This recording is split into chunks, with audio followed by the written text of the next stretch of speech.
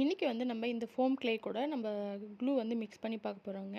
அதுக்கு வந்து என்கிட்ட இந்த மாதிரி மல்டி கலர் ஃபோம் க்ளே இருந்தது. கொஞ்சம் கொஞ்சமாக எடுத்து அது எல்லாத்தையும் சேர்த்து ஃபஸ்ட்டு வந்து நம்ம மிக்ஸ் பண்ணிடலாம். இப்போ இது எல்லாத்தையும் சேர்த்து மிக்ஸ் பண்ணும்போது நமக்கு வந்து ஒரு க்ரே கலர் வந்து கிடைக்கும்.